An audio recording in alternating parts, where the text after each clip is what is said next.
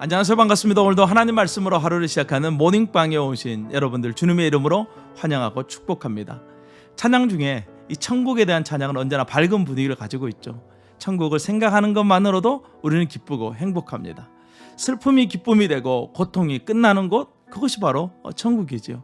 교회는 이 땅에 두신 천국의 모형이며 가장 작은 천국은 가정이라고 합니다. 비록 완벽한 모습은 아닐지라도 우리 교회가, 우리 가정이 천국을 담아낼 수 있기를 간절히 소망합니다. 오늘 우리가 묵상할 하나님 말씀은 시편 87편 1절에서 7절 말씀입니다. 시편 87편은 시온을 노래하고 있어요. 구약시대에는 예루살렘을 시온이라고 불렀습니다. 시편에 나오는 수많은 시온은 모두 예루살렘을 가리킵니다.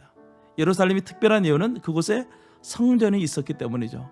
하나님은 성전의 지성소에 임재하셨기에 시온은 특별했어요. 2절 말씀 보면 여호와께서 야곱의 모든 거처보다 시온의 문들을 사랑하신다라고 노래하고 있어요. 야곱의 12아들이 이스라엘 12지파를 형성했습니다. 이스라엘 모든 땅들 중에서 하나님이 더 사랑하시는 곳, 바로 그곳이 시온이며 하나님은 그 성을 가리켜서 가장 영광스럽다라고 말씀하십니다. 여기까지만 보면 시온은 예루살렘에 있는 이 성전을 가리키는 것으로 우리가 이해할 수 있습니다.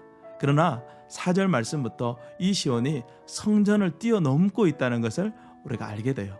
4절에서 시온은 이스라엘만의 시온이 아니라 만민을 위한 것이라고 노래합니다.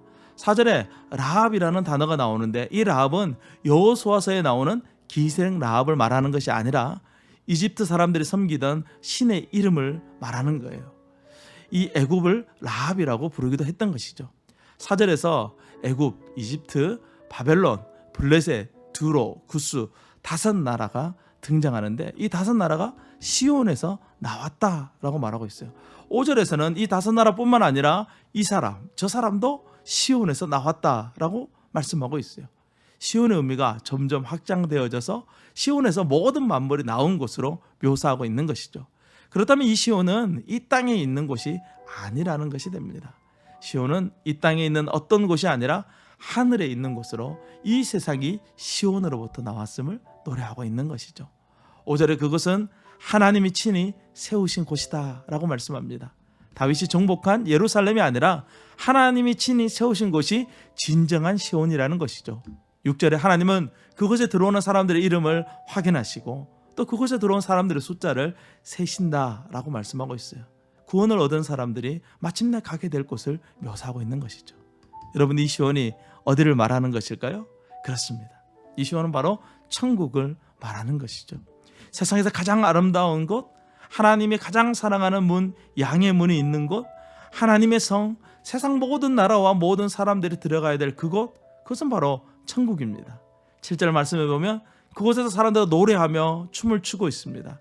행복이 가장 충만한 곳이 바로 시온입니다. 우리는 시온으로 초대받은 사람이에요. 우리에게는 믿음이라는 입장권, 초대장이 있습니다. 이 초대장을 가진 사람만이 양의 문을 통과해서 시온에 들어갈 수 있는 것이죠. 연일 무더위 속에서 지친 우리의 심령에 시편 87편은 시온을 바라보는 믿음을 상기시켜주면서 우리에게 새 힘과 새 소망, 새 비전을 주고 있습니다. 이 땅에만 소망을 두고 살아가면 우리는 금세 지치게 됩니다. 힘겨운 우리의 삶을 잠시 내려놓고 시온을 바라보는 믿음과 여유가 저와 여러분에게 넘쳐나기를 주님의 이름으로 축복합니다. 오늘도 승리하세요. 샬롬.